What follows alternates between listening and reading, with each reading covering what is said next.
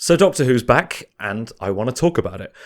Usually, it takes me a very long time to get my thoughts out on something because I've got to write a very rigid script, I've got to edit, I've got to record, I've got to do all these things, and it means I can't be very timely and I can't have these very up-to-date conversations with you guys. But I thought for the 60th anniversary, for these specials that are coming out, I could introduce this format to the channel, just so we could talk about the stuff that's happening while it's happening, because it's all quite exciting, isn't it? So, yeah, without further ado, let's talk about Doctor Who, the Star Beast. Doctor Who and the Star Beast. Doctor Who's the Star Beast. Let's start by talking about Doctor Who himself, David Tennant. He is very good. And I think that was something we all could have predicted, but it's very nice to have confirmed because he's just got it. He's got whatever the spark is that you need, and that's not gone away. And I think he's so good, and I've said this in videos, he's so good that we forget he's good because, he's the popular one that everyone likes and he's the boring option for the best Doctor. But I've rewatched all of his era in the last few weeks and he's really fresh in my mind in that. And I have to say, I wonder, on the back of tonight, and obviously this will have to pan out across the next few weeks, I wonder if the 14th Doctor is better than the 10th. He looks better. That's something that I have always said as soon as we saw his costume and his face. I mean, I hate to bring up his face because it's a real human face and a man that exists, but he looks so cool being just that little bit older. Like, you look at the Tennant era now, the 10th Doctor era, he kind of looks like a little rat man. And obviously he was this sex symbol at the time, but he looks better now. He's got an incredible weathering to his face, and again, awful because that's a human man. But he's not aged badly in any way, but he brings something to the Doctor now that is just so... It is older, and it is an interesting depth to it. Everyone he speaks to, you wish he could have a whole episode with, because he's just got this great spark with everyone. He lights up the screen, but he's generous as a performer, and it means that other people get to shine as they play alongside him. He's just really, really good. And as far as the characterization goes, I like that we got a good mix between, the Doctor's turned into David Tennant again. That's weird, because I'm glad they addressed it, because it is weird. But at the same time, there's this great energy of, let's get on with it. There are more pressing things to deal with. And I would imagine that over the next few weeks, things are going to progress and we're going to see a little bit more about what's going on. But for now, it is quite nice to get back to a classic Doctor Who adventure, because it is a classic Doctor Who story by very definition. It is a comic from 1980 that was about the Fourth Doctor, and there was an audio adaptation recently with Tom Baker in it, and that was all about Beep the Meep and that whole story. I mean, they didn't call him Beep actually in this one. I read the comic and I listened to the audio in preparation. I wasn't sure whether I should because of spoilers and things, but I thought, you know what, let me judge it as an adaptation, let me judge it as an episode, let's talk about it in all the levels that it has. And to be honest, it's not a very good adaptation. It's maybe strange to do an adaptation of a comic as the first special of your new era.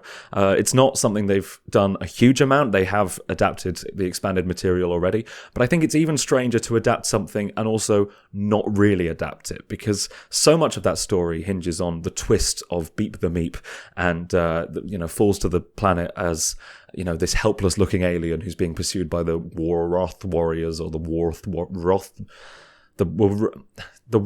the warriors, the Green Warriors, and the kind of inversion of that and realizing who the actual baddie is and all this. And in this episode, they were way more focused on the Noble family, and quite rightly so. Like, that's what we're here for. That's more interesting. The Doctor, Donna, Sylvia, all of these characters that we kind of want to be spending our time with. But it means that the Star Beast as a concept has to take the back seat, and because he does in the taxi. If that was a video essay, that'd be great for the editing, but it's not.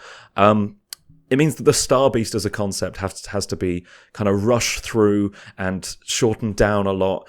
And I don't think that just hurts it in the sense of, like, as a fan of, this is not how the Star Beast goes. I also think it hurts the episode because that whole angle of it goes by so quickly and in a way that you can't really get on the level of. I mean, they fast forward the whole Beep mind control stuff by having the rocket do it early on, but then that's the rocket that Beep came from, so of course the Beep the Beep has... Of course, the Meep is evil. So, it's all a bit confusing. And I like the Doctor putting on the judge hat, the lawyer hat, the the wig. This is why I script and do research. I like him doing that, but then that scene didn't really work for me because it was just, hey, here's the plot of the Star Beast, the comic, and now we get shot and die and we're not in the story anymore. So much comedy in the comic comes from those two characters being kind of actually quite nice and going around for tea with Mrs. Higgins and all this. And I think it's not that I think they've erased this comic from existence, but I think if they were to adapt the Star Beast, they have. If I were to adapt the Star Beast, I think I would look at what really makes the Star Beast work as a comic, and it's not what we saw in this special. That being said, there are some things that I do like about it as an adaptation. Obviously, seeing this old comic character brought to life as a physical thing that everyone's interacting with in the real world is really cool. And I think Beep the Meep is a great example of the show's new budget.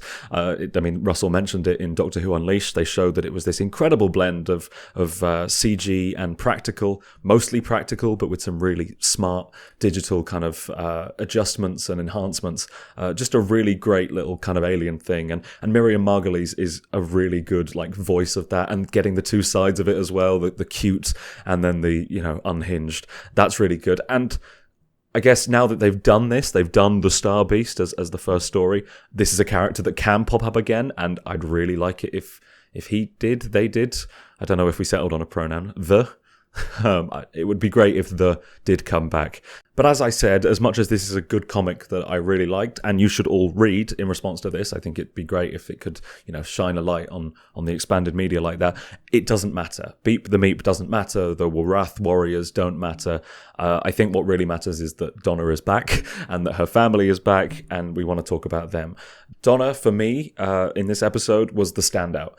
Seeing her as a mum and seeing her be, proper Donna, even when she's had her memory wiped. She's not back to shallow surface level Donna. She has this depth to her, and she's talking about how much she's lost and how much she's missed. But the fact is, she is the Donna that we know. It's not like she's lost this great part of herself. Seeing her defend her daughter and show such a great support to her daughter is really great and really powerful. And I think a lot of us have kind of viewed Donna's departure as a sort of death, and I guess this is a powerful way to show that it isn't, and that obviously the Doctor taking those things from her was bad and just an awful thing to have to do to someone, or to feel that you have to do to someone. But at the same time, she hasn't died. The Donna we know is still alive as part of her, and I think having her be this mum character is a really good way of showing that. I thought Rose was a really lovely addition. Obviously, I'm not the best person to talk about how she works as trans rep, but from my perspective, I'm really glad that they're doing this and really taking it, by the sounds of it, very seriously. I know there were already discussions on how tactfully some things were done, but obviously those aren't my conversations to have. But I think the fact that it's a consideration that there is clearly at the very core of the show going forward, and not in a way that, they've already thought of everything and then they slap some kind of surface level peripheral representation on the top of an existing story and say, oh, look, this is what you wanted, guys. No, I think baking it into the identity of the story is really lovely, and I would be very surprised if this was the last we saw of such representation. But even just as a character, Rose, I really liked. I mean, she took the Sharon role from the comic, and I think she works very nicely opposite the Meep, and as this kind of outcast that will take in the Meep. Her relationship with both Donna and Sylvia was lovely to see. I'm not quite sure I understood the end bit with the resolution to the meta-crisis stuff and the binary, non-binary stuff. I think that all happened a bit quickly for my liking. I'm sure there's something good there, but it kind of felt like, oh, we have to do this very quickly, just let it go, just move past it, whatever. And I think that was something I wish we'd sat with a bit longer and really kind of explored what that meant or what was going on. That's another one where the discussions about it will be very interesting. The rest of the family, I mean, I like Sean. Sean had such a small role in End of Time, but he was just a really pleasant presence in this new one. And just, I mean, having him have a kind of one-on-one scene with the Doctor was a great way to show that. Kind of just, it's a lovely family that Donna has. I really get the feeling that Wilfred was meant to be here.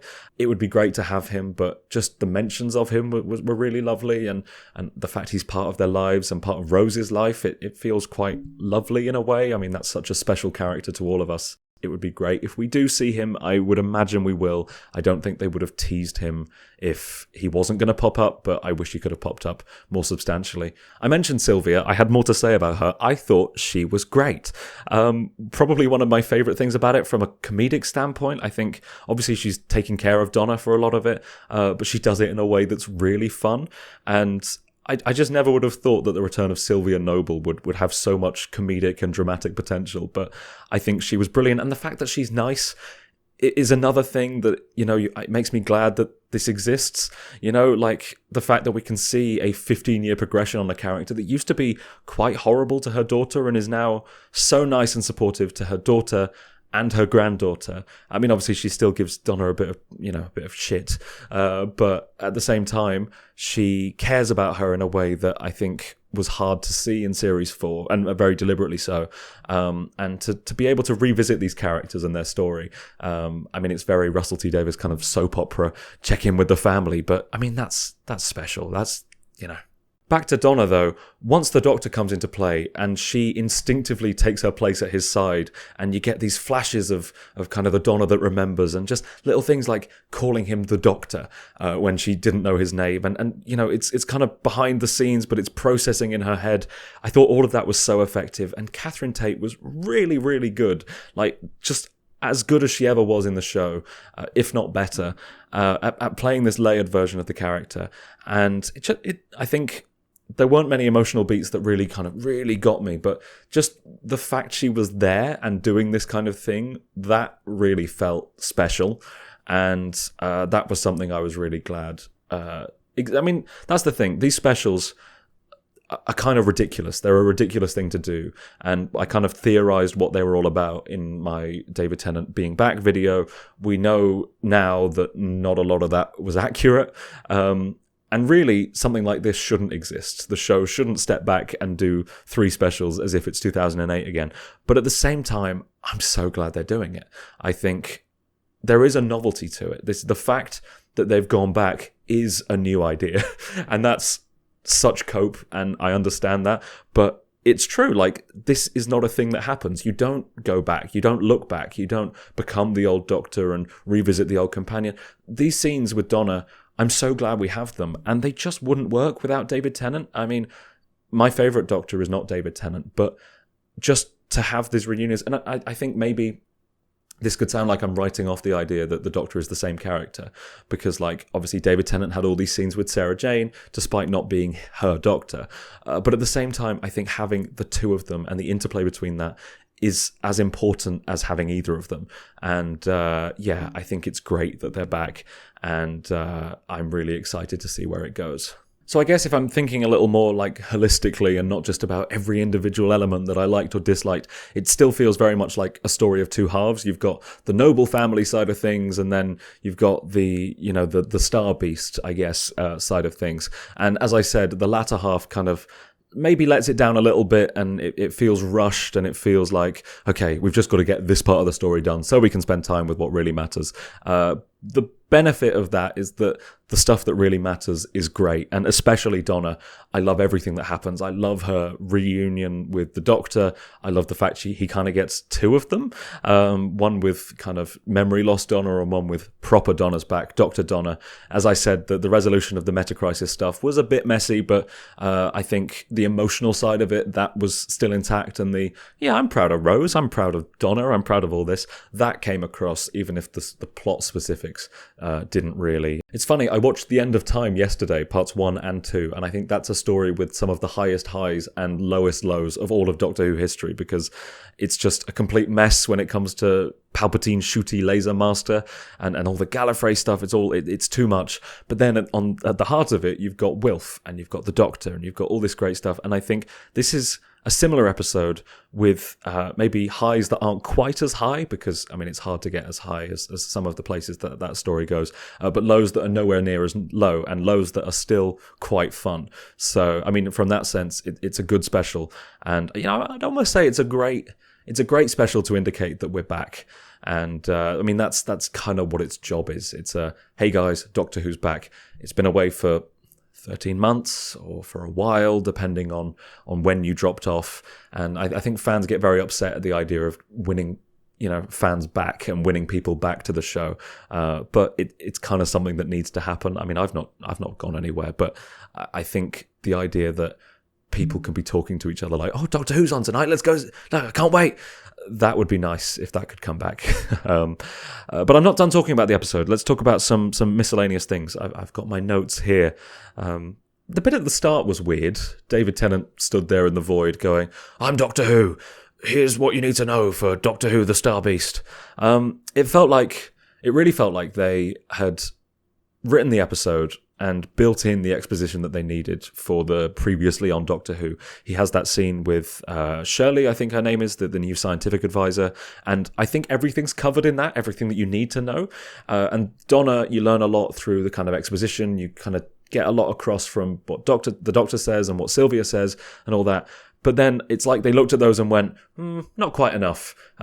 Let's have Doctor Who and Donna explain what the plot is, and that felt strange. But then as soon as it was over, I just got on with it, and I think that's fine. It didn't ruin the episode for me, but it was just kind of like this to me feels like a lack of faith in our ability to pick up on what's going on. But if people needed it, then people needed it. Then we go straight into the intro title sequence, I think. I didn't love it. Maybe it looks a bit like that. I can't really remember. I don't remember going, whoa, this is a title sequence for the new age. I think I prefer Jodie's. But maybe it'll grow on me. I wonder if it's for the anniversaries or just for the new era in general, whether we'll see Shooty's name in that come Christmas. I'd hope not, but whatever. It doesn't. It's one of those things. It's like the sonic screwdriver. It doesn't matter what it looks like, really. I mean, it's part of the show's core identity and everything. But if the episode is good, the episode is good. It can't be ruined or greatly improved by a good title sequence. I thought the music was really good, actually. That's something that did elevate it. It showed real restraint in using kind of the Russell T Davies era themes. Obviously, we did get them, and they were layered in, I think, really cleverly in a way that was like, it was evoking. It was evoking these feelings and these ideas associated with these characters. I think you'd have to do that. You have to hear Donna's theme. But at the same time, it wasn't blast the Doctor forever, blast the Doctor's theme, blast Donna's theme, comedy music. That was something that I was glad to see not be a huge part of this story, was the Murray Gold, oh, look how silly this is kind of music, which was kind of in the Children in Need special that happened, which I liked, by the way. But yeah, it was kind of like, oh, is this what we're doing again? Murray Gold's, do, do, do, do, do. I mean, I'll get copyright strike for that. It's nice to see UNIT be a kind of thing that just arrives on the scene, and it doesn't have to be a UNIT episode. It's just a thing that exists. That might just be a byproduct of the fact it's based on a comic from 1980, but, just thing happens, UNIT arrives. That's something that has kind of gone away a little bit over the years, and I think that's something that the show should have, because it's a thing that the world would have. There's not much more to talk about UNIT, except, I guess, Shirley, the scientific advisor. I'm very excited for her character to be a recurring one. I think in just her short scenes, and this is probably entirely thanks to Russell T Davies, but in those short scenes, I feel like we've got a more taste of a character than we've ever really got for Kate. And I know Kate is coming up in one of these specials, but it would be nice if she could get onto that level that Shirley got on in about one scene. I almost stopped filming there without mentioning the TARDIS, but I really like it. I think it feels, it's got a good vibe. I like what it can do with the lights. I like that it feels expansive. That was something something about Tennant's old TARDIS that I never really got on board with, is just the fact it felt like a single room with nothing going on beyond it. You know, we see the wardrobe or whatever, but it very much feels an enclosed space, whereas this is something I like. I need to see more of it to really kind of get it to click. I think maybe a little bit like Matt Smith's second one that became Capaldi's first. It needs a bit more furniture in it to become, you know, to feel as good as I think it could. Like, give it a hat stand, give it a comfy chair or something that makes it feel a bit less clinical. But as far as, you know, if we're basing it on how it looks as this clinical design and everything, I do like it. Yeah. I mean, again, I need to see more of it, but yeah, thumbs up for the TARDIS. Oh, and you know, something that's helped with that is, and it's not really a Star Beast thought, but the Doctor Who Unleashed behind-the-scenes show that aired on BBC Three right after the special. I'm so glad they're doing that, and it feels like a very deliberate effort to say, okay, well, this is a show that now has accessible behind-the-scenes content, and look at how good this is for television, and come on, guys, let's look at behind the scenes at the show you like, and it's just all these things that I would have loved to have more of in the last few years. So, to conclude, yeah, it was good, wasn't it? I mean, it's not the best special of all time. It's not, holy shit, this is the best Doctor Who's ever been, but it's far from the worst. I mean, I think the stuff I like about it vastly outweighs the stuff I have issues with. I think, you know what? It feels like a good episode, but a great return at the same time. You know, it's not quite, you know, a great episode, but it is a great indicator of here's what's coming. You can kind of trust us now. And I feel an inbuilt urge, I think because the vitriol and the discourse has been so horrible over the last few years. I feel this urge to be diplomatic about the Chibnall era, but I didn't like it. I don't think it was very good. And it feels, I think when I say, oh, the show's back, there's this thing of like, oh, well, you don't treat Jodie like a real doctor because, you know, she's a woman or whatever. I mean, there are people that say that, so I can understand that kind of defensiveness, but I didn't like what we had before, and I do like this, and I think we needed an indicator of we're back. Don't worry. The show is in safe hands. So yeah, I enjoyed what I watched, but I'm more excited for what's to come. And I think the episode did a really good job of getting me excited about what's to come. The episode just felt right in a lot of ways, like the way Russell writes exposition, the way he writes comedy, the way he writes drama. It clicks, and it's just so natural feeling. And everything about it just feels like, yeah, this is Doctor Who. And it's not that I have this rigid idea of what Doctor Who can be, but at the same time, it's so nice to not have to worry about, oh God, no one said anything worthwhile in about 40 minutes. Or, you know, we've tied ourselves in lore loops and there's so much to consider from a kind of timey-wimey perspective. All these things that can get in the way of just sitting back and enjoying the show were gone in a way, and such an efficient way of writing the story and an efficient way of moving through everything. And efficiency is not what art should be going for, and it's probably not the right word. Just a smart, deft. That's not a word I tend to use. Is deft more apt? Apt is good. I'm saying all kinds of words today. This is what happens when you let me loose without a script. So I think I am going to wrap up. Thank you very much for watching. I really want to know what you guys think about this. I think it's going to be interesting. I have no idea what the consensus is going to be because before the special went out, the kind of people were like, yeah, it's good.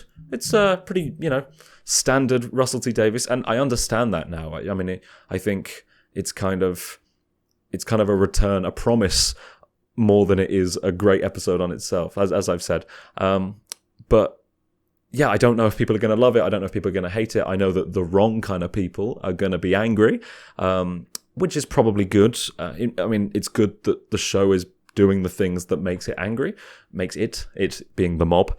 But at the same time, the fact that people are going to be so nasty about things is really unfortunate. But please let me know in the comments. Tell me how you feel. Tell me what you're excited about next week. Tell me if you enjoyed this format of video. Obviously, it's not something that I've done before, but it would be really nice if I could just have this standard format of something that I could just hop on and say, hi guys, let's talk about Doctor Who. Let's talk about the new Star Wars movie. Let's talk about the new Avengers movie. I mean, that's a joke, isn't it? But, you know, it would be nice if I could do this, but if you tell me I can't, then I might take that on board. Yeah, thank you very much. Love you lots. sleep well, and I'd like to dive into why.